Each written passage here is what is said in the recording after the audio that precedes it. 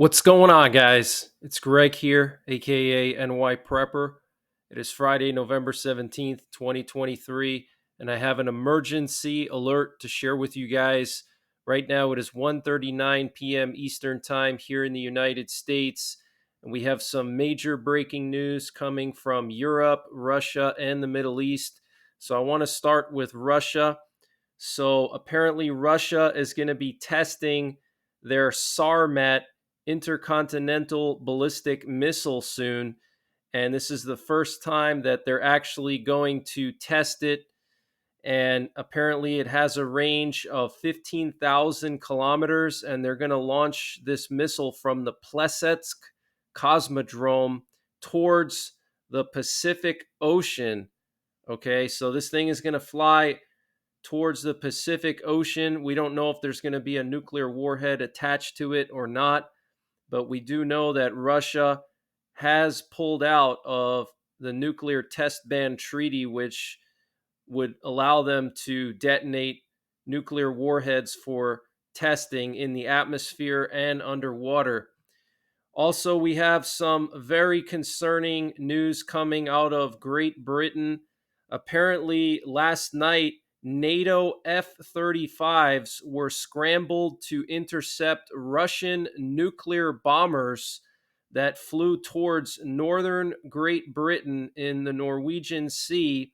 Two Tu 160s, known as White Swans, a pair of MiG 31s, and two Ilyushin 78 Midas planes were intercepted by NATO F 35s. They flew to the north of the Shetland Islands and also close to Norway, and they also flew towards the Black Sea.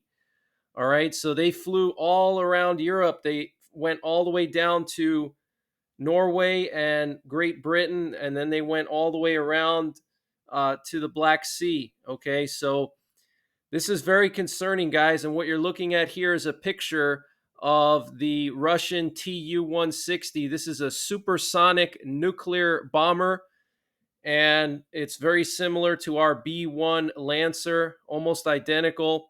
And it looks like over here, this is either an F 35 from NATO or this is a MiG 31 Russian fighter jet, which is designed for delivering nuclear weapons. Okay, so the MiG 31s are the fighter jets that Russia would use to deliver their Kinzhal hypersonic missile and other types of air launched missiles with nuclear warheads on them.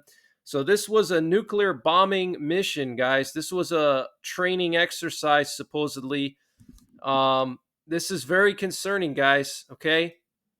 Here's a close up shot of the MiG 31.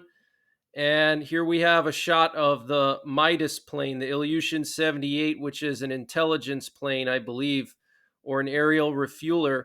And right now, we have a nuke sniffer plane airborne over North Dakota. And we also have a presidential doomsday plane. I believe this one has Lloyd Austin on board. It looks like he's coming back from Asia, and he's flying over South Dakota right now. But look at this nuke sniffer, guys. It's just south of Bismarck. It's actually flying over Bismarck right now. So anybody in the Bismarck, North Dakota area, you might be able to see this thing. If you look up, it's flying pretty low, actually. It has an altitude of 1,600 feet right now. It might even be landing there at the airport. Actually, yeah, it looks like it's going to be landing possibly. So this is pretty weird, guys. Okay, for a nuke sniffer to go to South Dakota. Our nuclear forces are on high alert, guys. And Moscow called the flights routine, but they come amid high tensions between Russia and the West over Putin's invasion of Ukraine. The Russian Ministry of Defense said the planes of the Russian Aerospace Forces long-range aviation performed routine flights in airspace over international waters of the Barents Sea, the Norwegian Sea, and the Black Sea.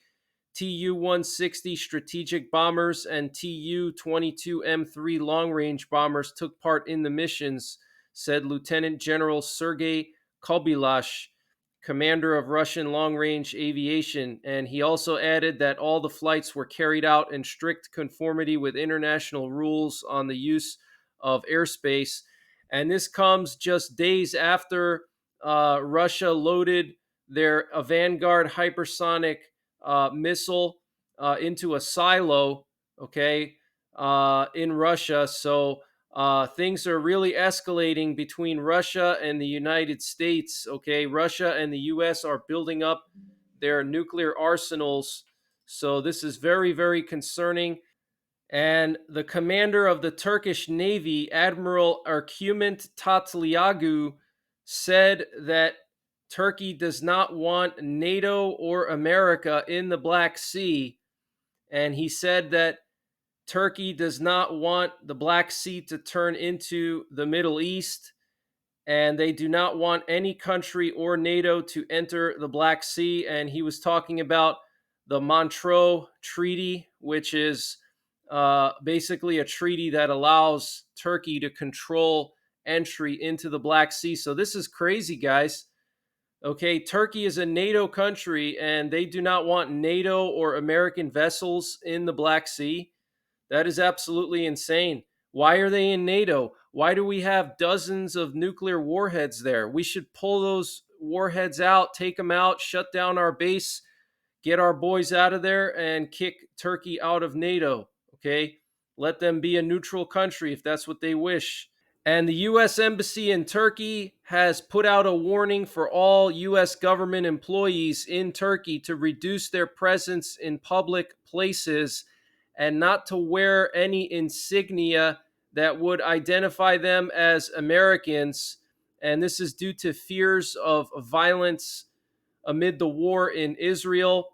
And apparently, the Islamic resistance of Iraq attacked 3 U.S. bases in the last 24 hours. They put out statements claiming responsibility for attacks on the Harir U.S. military base near Erbil Airport in northern Iraq, the Al Assad base in the Anbar province of Iraq, and the Tal Badar base west of the city of Hasaka in Syria. And a U.S. defense official told VOA News today that there have been several attacks against U.S. forces in Syria today, resulting in multiple injuries. Okay, so these are U.S. defense officials telling VOA News that there were attacks today in Syria and multiple injuries are reported. Okay, so this is after the U.S. launched airstrikes 3 times on Iraq and Syria on these militants, these Iranian militias. Okay, and so it's just going to continue, guys. It's just going to continue to escalate. The Iranian foreign minister Amir Abdullahian said he warned the French foreign minister that if the situation in Gaza continues, all possibilities are envisaged, including expanding the scope of the war. And apparently, Hamas has stopped negotiations with Israel on the release of hostages, the Israeli ambassador to Russia said today, according to the Russian news company RIA Novosti, which is a Russian government-funded news agency.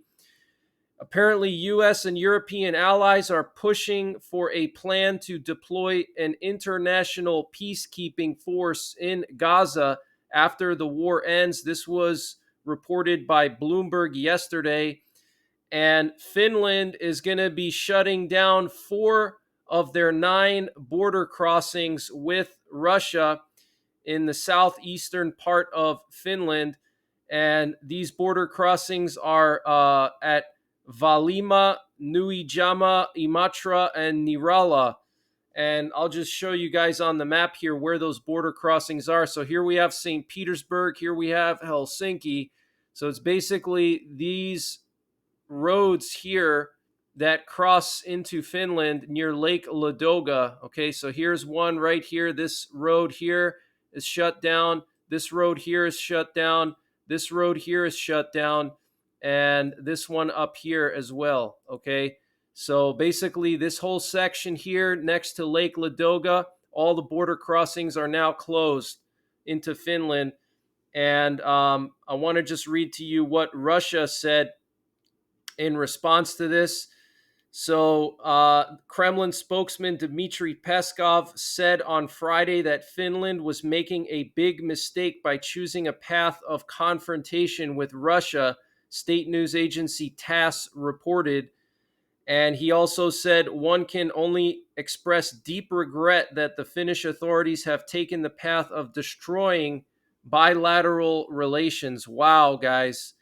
Strong words there from Dmitry Peskov. And the Finnish border guard said, our aim is to use barrier devices to prevent entry.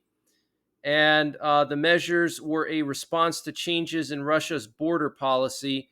This was stated by Matti Pitkanidi. He is the border guard's head of international affairs. And the Estonian border guard announced that their border crossings with the Russian Federation are ready to be closed if necessary. And apparently, they've been putting anti tank barriers in Narva on the border with Russia. So Narva is right here.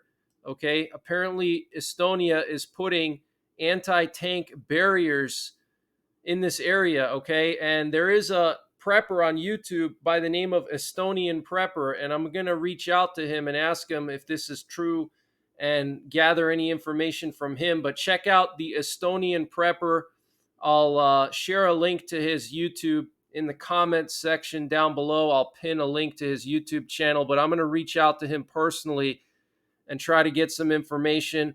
Apparently, the Marines of the Ukrainian army officially announced the creation of several bridgeheads on the eastern side of the Dnieper River near Kherson City. So right across from Kherson City area, they made several bridgeheads, and they reported that apparently Russia lost more than 1,000 troops trying to defend that area before they set up the bridgehead.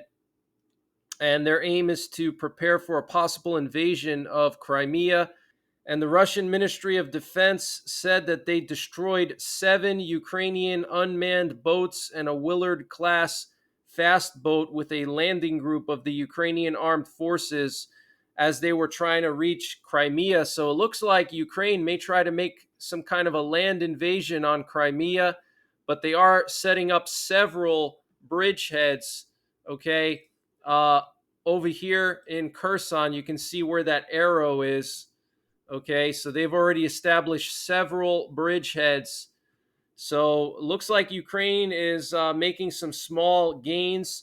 And the Russian Ministry of Defense reported that 2 Ukrainian Neptune missiles were shot down off the coast of Crimea. So they're really focusing heavily on Crimea and this area here.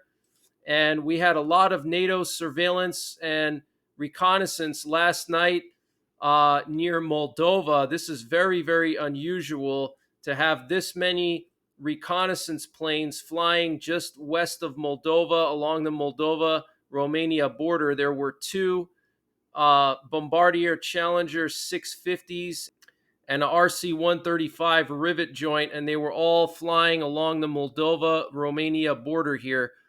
Okay, this is extremely unusual. So I don't know if Ukraine is preparing to launch some kind of an amphibious assault on Crimea, or maybe they're going to make a push out of Kherson and try to get that western chunk of Kherson over here. And so they're trying to gather intel for the Ukrainians by flying here. This is very, very unusual. And here we have some footage coming out of the Lebanon-Israel border region. And Lebanon attacked several locations in northern Israel today. They targeted more Israeli communications and surveillance towers. You can see this massive plume of smoke here. So that's the latest information that I have, guys. I will be back later on this evening with more breaking news updates. So stay tuned to my channel for continuing coverage of the war in Ukraine, World War III, and the Middle East. And check out my Patreon. The link is in the description below this video. I go by the same name on Patreon as I do here. And other than that, take care, God bless, and don't forget the 3 P's: prepare, practice, and persevere. And this video is sponsored by NYPrepper Supply. Guys, we're living in very uncertain times, and you need to make sure your family has emergency food.